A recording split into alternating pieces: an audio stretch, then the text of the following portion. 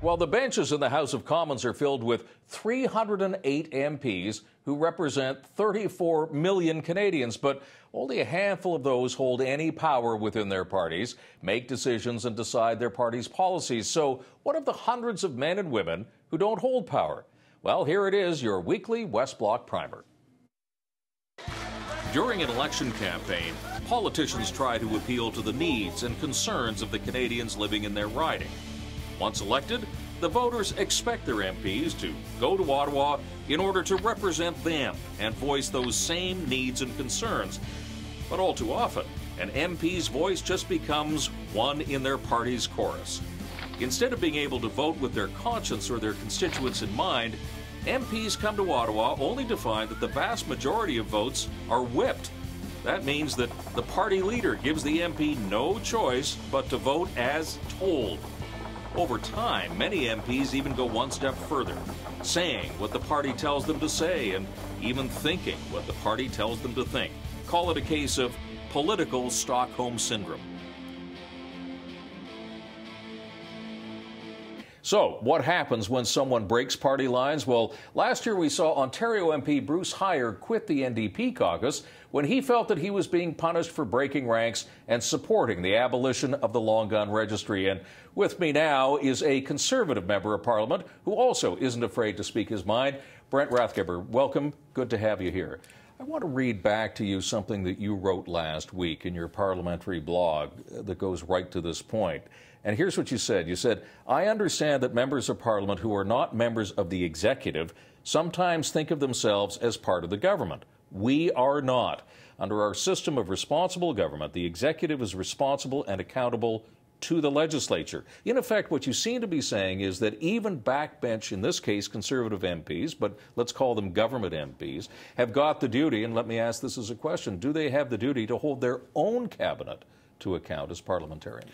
Well, I think we do. I think not only do we have the duty, I think we have the responsibility.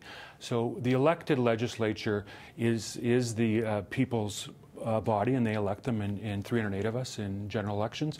But the cabinet, of course, is chosen by the Prime Minister, and they are the executive. They're the ones that execute the laws. They're the ones that spend the money. But it's Parliament's, I would suggest, duty and constitutional responsibility to provide a check on government and hold government to account.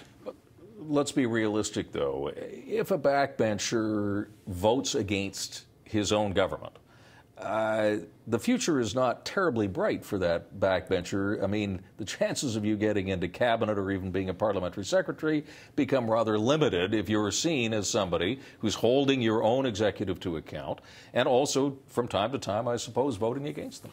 Sure, but that's premised on the suggestion that it's only the executive that's important in this city or in this country, and I dispute that premise. I think legislature is important. We're the ones that pass the laws. We're the ones that pass the appropriation for the government to make, and that's Parliament as a collective. So I think the role as being a legislator, as being a member of Parliament, is important in holding the government to account and to assure that the executive pays attention to the tax dollars that they spend. To become, in your view, an effective parliament and for parliamentarians to be effective, you would have to, would you not, have to somehow change or diminish the role of party discipline in the House, the whipped vote, the expectation that the backbencher will always support the executive. How do you do that? Well, it's difficult to serve more than one master. And certainly, I mean, my primary loyalty is to my constituents. They're the ones that elected me. But I also have a loyalty to the Prime Minister and to the Conservative Party of Canada, because after all, I was elected under their banner.